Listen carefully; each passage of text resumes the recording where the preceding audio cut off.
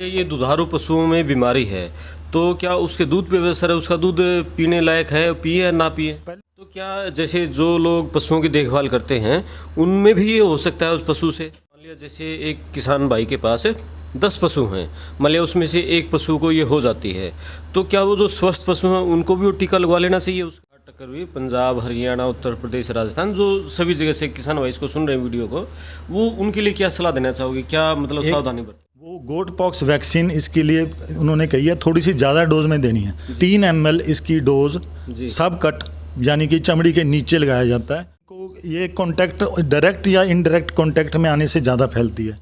इसको फैलाने में जो मच्छर है और जो टिक माइट जो लग जाती हैं, चिच्चड़ वगैरह, ये भी इसको फैला सकते हैं। देश के कई राज्यों में पशुओं में लंपी बीमारी बहुत तेज़ी से फैल रही है, खासकर उत्तर भारत के राज्यों हिमाचल, पंजाब, गुजरात, हरियाणा में और राजस्थान में भी, और इन राज्यों में हज़ारों की संख्या में पशु मर भी चुके हैं और यह बीमारी गायों में ज़्यादा फैल रही है। तो इस बीमारी से किस तरह बचाव करें और जिन पशुओं में यह बीमारी हो जाती है उनका इलाज कैसे करें, उनको सुरक्षित पशुओं से कैसे अलग रखें, क्या सावधानियां बरतें, इस बारे में हमारे साथ बातचीत करने के लिए खास मेहमान हैं लुधियाना की Guru Angad Dev veterinary and animal sciences university के professor veterinary of microbiology department के डॉक्टर तेजेंद्र सिंह राय।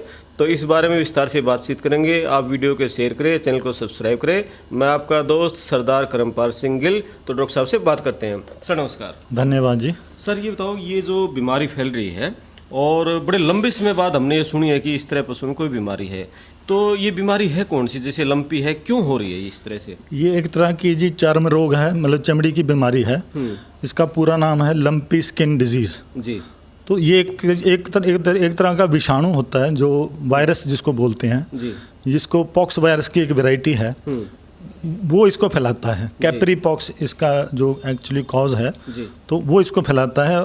उसी से इसकी बचाव का टीका भी उसी विषाणु से तैयार किया जाता है जी। तो अगर पशुओं को बचाना है तो बचाव का टीका जो है, जो सरकार की ओर से जो प्रावधान किया गया है, वो गोट पॉक्स वैक्सीन इसके लिए उन्होंने कही है थोड़ी सी ज़्यादा डोज में देनी है। जो गोट्स में दी जाती है उससे ज़्यादा 3 ml इसकी डोज सब कट यानी कि चमड़ी के नीचे लगाया जाता है, जो इसको बचा सकता है जी। तो हम देखते हैं सर, जैसे ना सड़कों पर जैसे बहुत सारे आवारा पशु हैं, वो उसमें भी ये बीमारी फैल रही है, और जो हमारे पालतू पशुओं घरों में उनमें फैल रही है, गायों में ज़्यादा फैल रही है। तो इसका मान लिया पशु में बीमारी ना फैले, स्वस्थ पशु, उससे किस तरह से क्या सावधानी बरते किसान भाई? सावधानियों के लिए तो यही है जी कि इनको ये कॉन्टैक्ट डायरेक्ट या इनडायरेक्ट कॉन्टैक्ट में आने से ज़्यादा फैलती है। इवन के जो आदमी इनको पशुओं की देखरेख करते हैं वो भी इसको फैला सकते हैं। अच्छा। क्योंकि उनके टच में आते हैं, उनको हाथ लगते हैं, तो जो निरोग पशुओं को जब जाके वो उनको ट्रीटमेंट उनको अटेंड करते हैं तो उनके साथ फैल सकती है। तो ये भी हमको देखना पड़ेगा कि जो बीमार पशु हैं उनको अलग कर दिया जाए, उनके लिए स्पेशली अलग ही कोई आदमी उसको अटेंड करे, या अगर ऐसे प्रावधान नहीं हो सकता तो सबसे आखिर में ऐसे पशुओं को अटेंड किया जाए जो बीमार है, ताकि स्वास्थ्य को पहले करा जाए। और उसके लिए बिल्कुल साफ़ सुथरा होना चाहिए। एक और मैं बता दूं, इसको फैलाने में जो मच्छर है और जो टिक माइट जो लग जाती हैं, चिच्चड़ वगैरह, ये भी इसको फैला सकते हैं, क्योंकि ये खून चूसते हैं। वो खून जब अगली जगह पशु को चूसते हैं तो वो ट्रांसमिट हो सकता है, वायरस उससे भी फैलती है।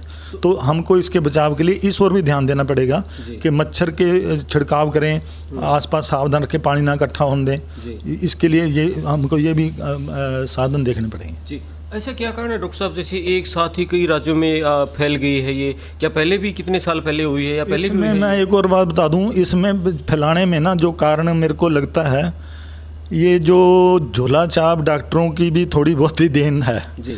क्योंकि जब वो इसका जो बचाव का टीका लगाते टाइम या ट्रीटमेंट देने के टाइम जो एंटीबायोटिक लगाते हैं, वो जैसे एक पशु को टीका लगाते हैं, वो ही सेम नीडल अगर वो दूसरे पशु को दे देते हैं यूजली, वो नीडल बदलते नहीं हैं, तो इससे सीधी उनकी ट्रांसमिशन होती है। इसलिए ये भी बहुत बड़ा कारण है कि बहुत व्यापक रूप से बीमारी फैल चुकी है जी। और डॉक्टर साहब मान लिया ये दुधारू पशुओं में बीमारी है तो क्या उसके दूध पे असर है? उसका दूध पीने लायक है, पिए या ना पिए? पहले तो मैं ये बता दूं कि इससे जो दूध की पैदावार है बहुत कम हो जाती है और दूध के ऊपर कोई असर नहीं है ये, अगर क्योंकि हम दूध उबाल के पीते हैं, उबाल के दूध पियो या पास्चराइज्ड मिल्क हो, कोई असर नहीं है। ये लोग कई भ्रम फैला रहे हैं, व्हाट्सएप पे मैसेज भेज रहे हैं दूध ना पियो जी, बच्चों की फ़ोटो दिखा देते हैं, उनमें ऐसे ऊपर चर्म में थोड़े थोड़े ऐसे फोड़े से निकल आए हैं, देखो जी ये हो गया।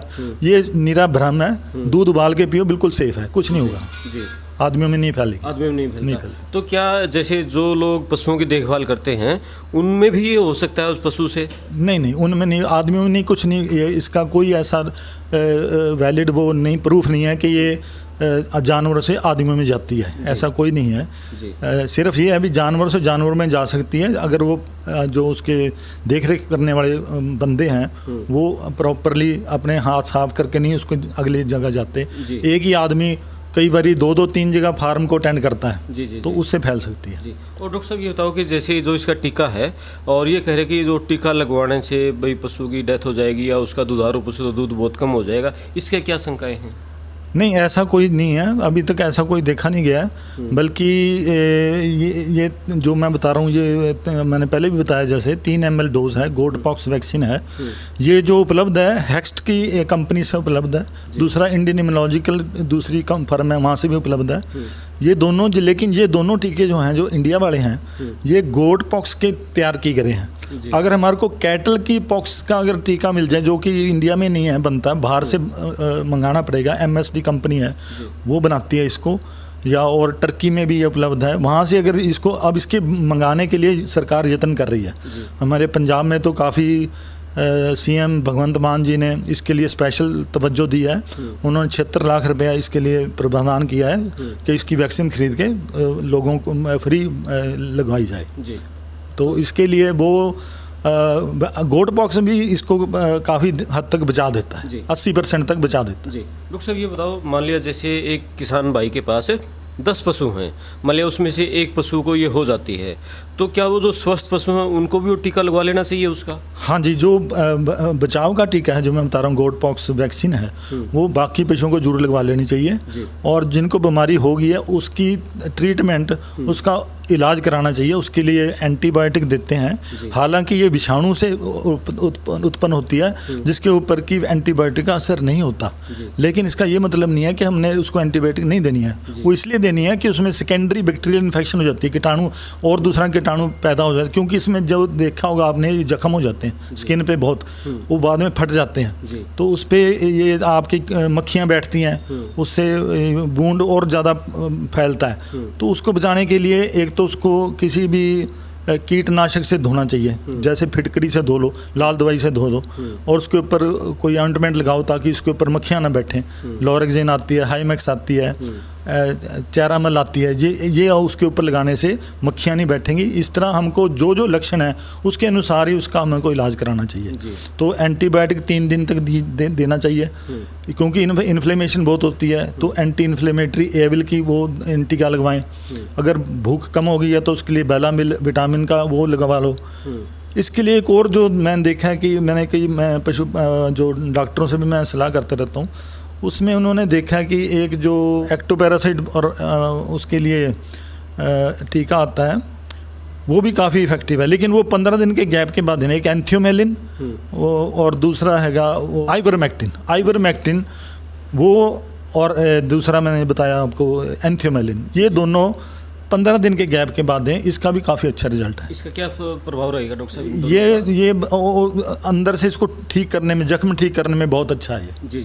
हाँ, जिसमें क्योंकि ग्रैनुलोमा टाइप बनते हैं स्किन में जो है, इसके लिए इसका काफ़ी अच्छा प्रभाव है। जी, ये आप पंजाब से हट टक्कर हुई, पंजाब, हरियाणा, उत्तर प्रदेश, राजस्थान, जो सभी जगह से किसान भाई इसको सुन रहे हैं वीडियो को, वो उनके लिए क्या सलाह देना चाहोगे? क्या मतलब सावधानी बरतें? एक सावधानी ये मेन जो है कि ट्रांसपोर्टेशन नहीं होनी चाहिए इस टाइम। जी। अभी आपने न्यूज़ में सुना होगा, अभी सरकार ने बिल्कुल बैन किया था, कोई मेले नहीं लगेंगे, लेकिन अभी रिसेंटली बरनाले में एक मेला लगा दिया। वो इमीडिएटली एडमिनिस्ट्रेशन को पता लगा, उन्होंने तुरंत बंद करा दिया, क्योंकि मेले में पशु एक दूसरे काफ़ी क्लोज संपर्क में आते हैं, तो उससे बीमारी फैलने के और ज़्यादा चांस है।